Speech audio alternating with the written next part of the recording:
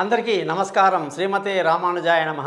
12వ తారీఖు మే నెల 2024 నుంచి 18వ తారీఖు మే నెల 2024 వరకు మేషరాశి నుంచి మీనరాశి వరకు వార ఫలాలు ఎలా ఉందో తెలుసుకుందాం. గ్రహాల స్థితులు ఎలా ఉన్నాయో తెలుసుకుందాం.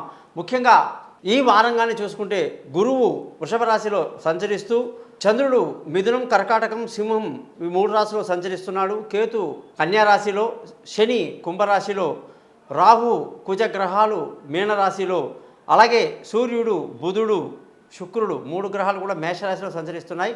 సూర్యుడు 16వ తారీఖు నాడు మనకి పూర్తిగా వృషభ రాశిలోకి రాబోతున్నాడు అన్నమాట. ఈ విధంగా 12 రాశులకి వాటి ఫలితాలు ఎలా ఉంటాయో తెలుసుకుందాం. మీరందరూ కూడా మీ జాతకాలు తెలుసుకోవడానికి కోసం నా యొక్క పై నెంబర్లో వాట్సాప్లో మీ పేరు, డేటు, టైం పంపించండి. మీ జాతకాలు రెడీ అవుతాయి. మీతో ఫోన్లో 15 నిమిషాలు మాట్లాడి పరిహారాలని చెప్పి జాతకం మొత్తం మీకు మెయిల్ చేస్తాను. అలాగే మీకు క్లియర్గా అర్థం అవ్వడానికి కోసం జాతకాలు మీకు చదివితే అర్థం కాదు కాబట్టి రికార్డు కూడా చేయించి 15 నిమిషాలు మీకు వినిపిస్తాను. వీటికన్నిటి కూడా చిన్న గురుదక్షిణ ఉంటుంది, అది మీరు పేస్ట్ చేస్తే సరిపోతుంది. అలాగే ఎవరికైతే డేట్ ఆఫ్ బర్త్ లేదో వాళ్ళు ముఖం కనిపించే ఒక ఫోటో, చేతులు ఎడమ చేతి రేఖలు ఆడవాళ్ళు, మగవాళ్ళు కుడి చేతి రేఖలు పంపిస్తే సరిపోతుంది. సో మీరందరూ మీ జాతకాలు తెలుసుకోవడం కోసం నన్ను కాంటాక్ట్ చేస్తారని ఆశిస్తూ, మీరందరూ కూడా నేను చేస్తున్న ఈ ప్రయత్నంలో నా యొక్క యూట్యూబ్ ఛానల్ thesimple.astrologer.comని సబ్స్క్రైబ్ చేసి నన్ను మీ స్నేహితులకి, బంధువులకు పరిచయం చేస్తారని ఆశిస్తూ, మా ఆశీర్వాదాలు ఎప్పుడు మీకు ఉంటాయని తెలియజేస్తూ, ముందుగా ఈ వారంగానే చూసుకుంటే ఆదివారం నుంచి శనివారం వరకు, అలాగే ఆరుద్ర నక్షత్రం నుంచి ఉత్తర నక్షత్రం వరకు, పంచమి నుంచి మనకి దశమి తిథి వరకు కూడా ఈ వార ఫలాలు ఉంటాయని మనం తెలుసుకుంటున్నాం.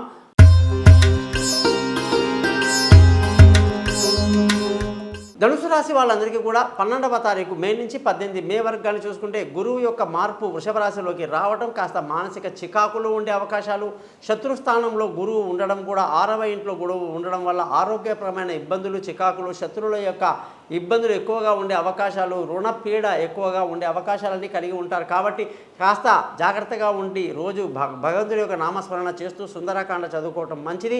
ఈ వారంలో ధనస్థానం బాగుంది, డబ్బు బాగా వస్తుంది, కుటుంబాన్ని బాగా చూసుకుంటారు. పిల్లల చదువు విషయంలో కాస్త శ్రద్ధ వహించాలి. బంధువుల, స్నేహితుల సహాయ సహకారాలు చాలా బాగా లభిస్తాయి. ఈ వారంలో గురువు బుధగ్రహం యొక్క మార్పు ఈ రాశి వాళ్ళకి ఎంతో మేలు కలిగించింది. భార్య భర్తల మధ్య చక్కటి సయోధ్య కలిగి సంతోషంగా, ఆనందంగా గడిపే అవకాశాలు ఉన్నాయి. ఆరోగ్యం పట్ల శ్రద్ధ వహించడం మంచిది. శత్రువుల మీద ఒక కన్నేసి ఉంచడం మంచిది. విలువైన వస్తువులు, భూములు, వాహనాలు ఇతరత్రా కొనడానికి ఈ వారం పెద్ద అనుకూలత కనిపించడం లేదు. సంతానం విషయంలో సంతోషంగా, ఆనందంగా ఉంటారు. విదేశీయానాలు కలిసి వస్తాయి, దూర ప్రయాణాలు కలిసి వస్తాయి. చదువులో పిల్లలు ముందంజలో ఉంటారని కూడా చెప్పవచ్చు. తెలివైన నిర్ణయాలతో ఈ వారం ముందుకు వెళ్తారు. పార్ట్నర్షిప్లో వ్యాపారాలు కలిసి వస్తాయని చెప్పడం జరిగింది. ఇక అదృష్టంగానే చూసుకుంటే ఈ వారం సూర్యుడి యొక్క మార్పు వల్ల ఈ రాశి వాళ్ళకి అదృష్టం బాగా తక్కువగా ఉంటుంది. తండ్రి సహకారం పెద్దగా లభించదు. అలాగే వీళ్ళు ఉద్యోగం చేసే వాళ్ళకి ప్రమోషన్లు, ఇంక్రిమెంట్లు, పై అధికారుల ప్రశంసలు, కొత్త ఉద్యోగంలో అవకాశాలు ఎన్నో అద్భుతమైనటువంటి జరుగుతాయి. ముఖ్యంగా ఈ వారంలో వ్యాపారం చేసే వాళ్ళందరికీ కూడా వ్యాపారంలో మంచి లాభాలతో చాలా తొందరగా ముందుకు దూసుకువెళ్ళే అవకాశాలు కూడా బాగున్నాయి. ఖర్చులు అధికంగా ఉండే అవకాశాలు లేకపోలేదు. ప్రతిరోజు కూడా హనుమంతుడి యొక్క సుందరకాండ చదువుకోవటం ఈ రాశి వాళ్ళకు ఎంతో మంచిది. 12 రాశులకు ఈ వారం ఎలా ఉందో తెలుసుకున్నాం కదా. మీరందరూ కూడా మీ జాతకాలు తెలుసుకోవడానికి కోసం నన్ను కాంటాక్ట్ చేస్తారని ఆశిస్తూ, మీకు ఎటువంటి సలహాలు, ఎటువంటి ఆధ్యాత్మికటువంటి సందేహాలు, ధర్మ సందేహాలు ఉన్నా కూడా పైన ఇచ్చిన 3 నెంబర్లు నన్ను కాంటాక్ట్ చేయండి. మీ జాతకాలు తెలియజేసుకోండి. ఈ ఛానల్ని సబ్స్క్రైబ్ చేయండి. మీ బంధువులకి, స్నేహితులకి నా గురించి తెలియజేస్తారని ఆశిస్తూ మీ నుంచి సెలవు తీసుకుంటున్నాను. మీ గోపాలయంగా.